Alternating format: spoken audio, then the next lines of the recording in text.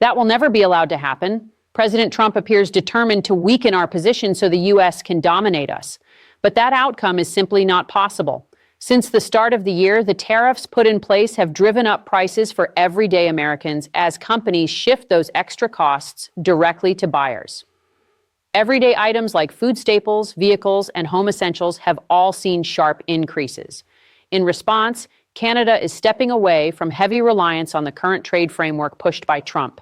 We're preparing for the major 2026 review of the USMCA agreement by creating alternative pathways and spreading our economic connections to other regions, even as Washington continues to brandish tariffs as leverage. We are definitely cutting back on dealings with them. It's time to defend our interests as a country. They've challenged us directly, so we need to respond in kind. But simply reacting isn't enough. We must act quickly and decisively, or President Trump will gain the upper hand. As Canada strengthens its stance and builds greater independence, the American economy is already feeling the consequences. Rising expenses, disrupted supply lines, and a trade tactic that is beginning to turn against its user. We need to unite this nation in ways we haven't seen in a long time. Our fellow citizens are not the adversary. The real source of difficulty, both domestically and globally, is President Trump.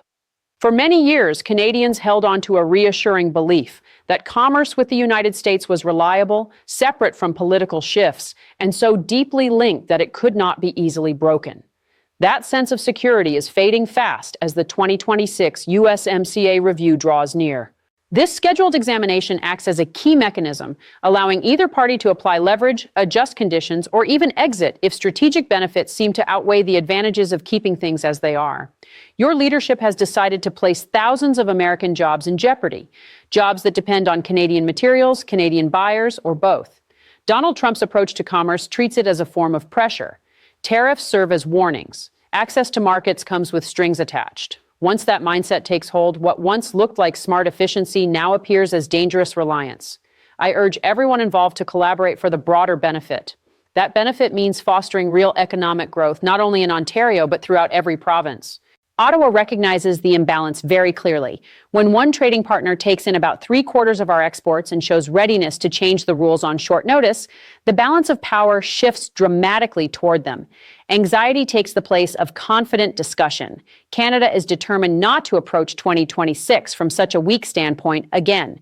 The previous era of close economic merging with the United States, combined with strong defense and security ties, has come to an end. A new direction starts now. Careful, intentional, and measured. We are not tearing up existing pacts. We are dismantling outdated expectations. Expectations that friendly relations always override political changes. Expectations that deep connections provide automatic safeguards. Expectations that steady conditions outlast changes in leadership. That period is behind us. President Trump has once more applied unwarranted tariffs on our country, going against the terms of our current trade arrangements. The pattern is clear. Lower our vulnerability before the next round of pressure builds. Reduce over-reliance before our leverage vanishes. This is the true meaning of moving beyond Trump's trade approach, rejecting the idea that a formal signature alone ensures lasting protection. We will push back firmly. Every option remains open to safeguard our workers and our sovereignty. Our answer to these recent tariffs is straightforward. We will resist. This fundamental change influences every choice that comes next: trade pathways, building projects, international relations, and capital flows. Every decision now aims at one goal: arriving at the 2026 discussions with real alternatives rather than exposure. We are committed to a unified national effort on this issue. Let me be clear: we will not back down. We will impose countermeasures, and the American public will experience the effects. Awareness by itself achieves little. Real change in strength happens only when deliberate actions follow. Mark Carney steps forward, and the reorientation becomes practical. His perspective carries authority because it stems from deep experience in assessing dangers, managing financial movements, and understanding systemic breakdowns. When he highlights threats, financial markets pay attention and leaders respond. The evidence is unmistakable. The decline is substantial, and people in the United States have taken serious notice. Canadian carriers are reducing services to major American destinations. This follows reports that many Canadian travelers are choosing to skip U.S. trips. The impact extends beyond tourism. It's affecting businesses across the board. Carney describes Canada's challenge with stark precision, excessive concentration. An economy that directs roughly 3/4 of its shipments to one destination gives control to whoever oversees entry. In calm times, that setup seems practical. In an unpredictable environment, it becomes a liability. Under his direction, Ottawa views this weakness as a critical national concern that requires urgent fixes ahead of the 2026 assessment. We are strengthening connections with major economies like India and China, while reinforcing bonds with our long-standing partners. This timing is no accident. Trade delegations are ramping up. Diplomatic efforts are expanding in Asia and Europe. The planned visit to China early in 2026 serves as both a statement and a concrete step, a clear signal to Washington that Canada has viable choices, and a message to international partners that we intend to pursue them actively. Diversification is no longer just a concept. It has become core policy. Nations around the globe are approaching Canada, eager to expand commercial ties with us. Whenever the Prime Minister travels abroad, he returns with reports of strong interest from foreign companies and leaders who want to partner with us. What truly counts is commitment. Canada is no longer building its economic plans around guaranteed entry to one market. Instead, it focuses on creating backups, diverse customers, varied shipping paths, and multiple collaborators.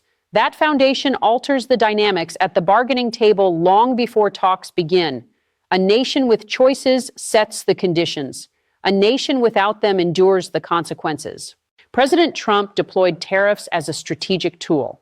Some argue it increased expenses for everyone, while others maintain it was necessary. It compelled both friends and competitors to respect U.S. interests more seriously, even if it disrupted a global trade order that had stood for generations. This method also redefines the USMCA itself. The pact shifts from a protective barrier to one instrument in a larger toolkit.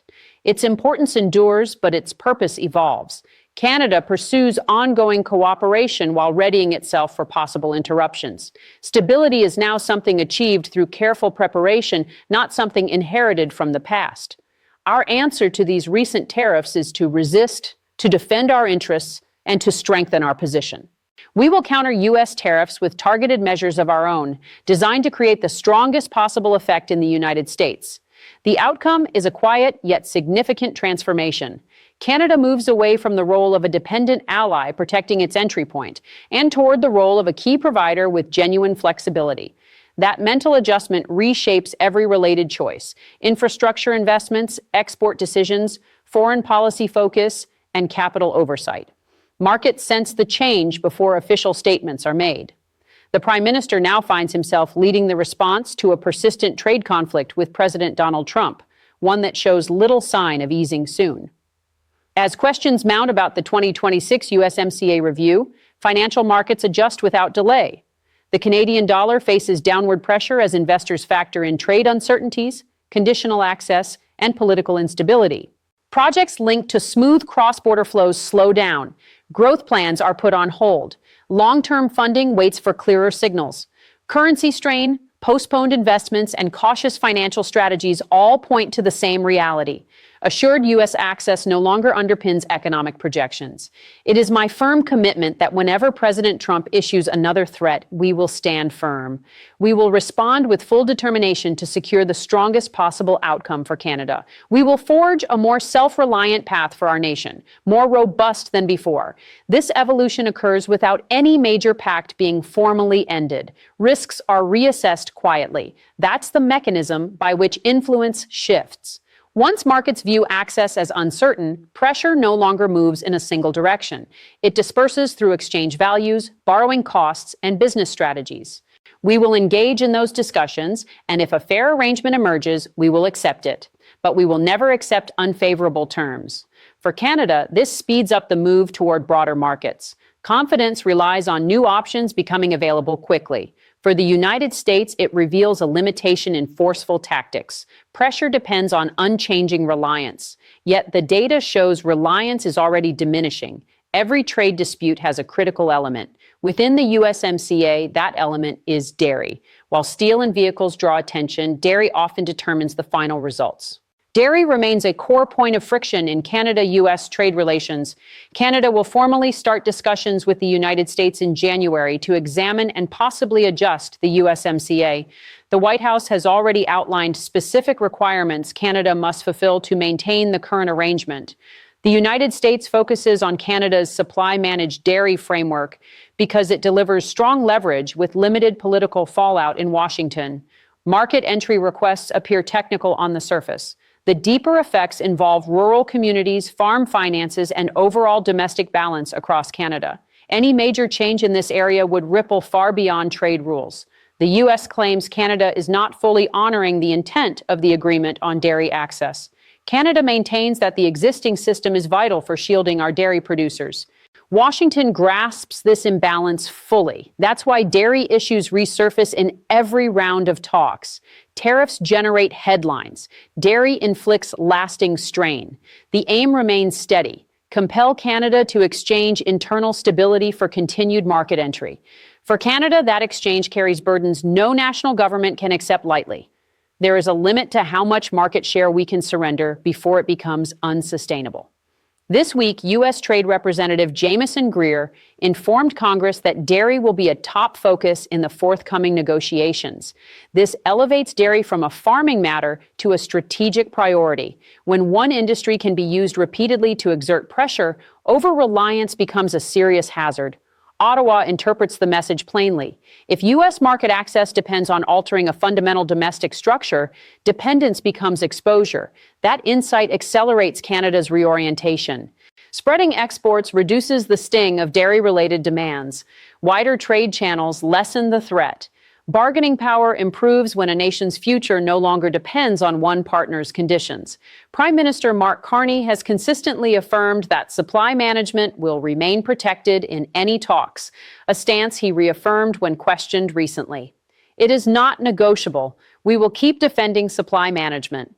Dairy illustrates the need for speed more effectively than any tariff data. It explains why Canada acts ahead of time, develops alternatives swiftly, and refuses to enter 2026 cornered. This struggle has never been about dairy products alone. It concerns who sets the rules when challenges arise. Awareness and planning mean little without follow-through. Alternative pathways are forming through physical projects, trade structures, and enduring connections that withstand political shifts and statements. I will use every resource available to safeguard the people of Ontario, their employment, their communities, and their enterprises. Building actual capacity is the priority. Pipelines, harbors, and export facilities convert natural geography into real negotiating strength. When goods can flow reliably in multiple directions, entry no longer passes through a single checkpoint. Physical infrastructure achieves what negotiations alone cannot. It turns possibilities into tangible advantages. People are eager to partner with Canada because we offer what the world needs. We share values that many aspire to. We are dependable. And we are growing into a more assured country with clear goals. That draws interest. Trade structures come next. Canada already maintains pacts with Europe, the United Kingdom, and Asia-Pacific nations. For some time, these were underutilized. Now they are being activated. Formal access turns into actual shipments. Agreements replace assurances. Partners expand quietly, transaction by transaction. Diplomatic efforts support the transition. Priorities rise in Asia, the Gulf region, and Europe as Canada positions itself as a steady provider in a turbulent global landscape. This approach benefits our economy, creates employment, secures the future, and enhances our independence from the United States. Consistency holds real value.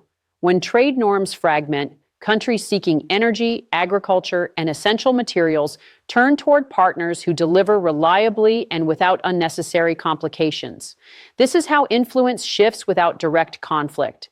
Canada does not declare a breakaway. It steadily lowers exposure. Reliance decreases as options increase.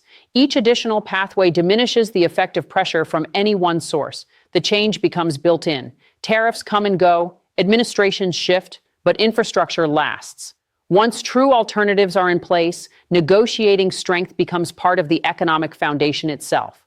We are a resilient people, and we must keep challenging these tariffs at every stage. I will be actively involved in that effort. Thank you all. Pressure directed at Canada flows directly back into the U.S. system, since the two economies function as interconnected parts. American producers depend on Canadian supplies across multiple stages: metals, vehicle parts, energy resources. When tariffs increase or access grows uncertain, expenses rise immediately. Profits shrink. Operations become unpredictable. A significant majority of businesses in key areas have already reported fewer Canadian reservations for the coming year. Energy intensifies the effect. U.S. facilities count on Canadian oil supplies. Once Canada can redirect those volumes elsewhere, steady delivery becomes open to discussion. Costs climb, expectations shift, and uncertainty spreads through the network. The United States is not part of the main group supporting Ukraine. Major European nations, Australia and the United Kingdom, are leading that effort.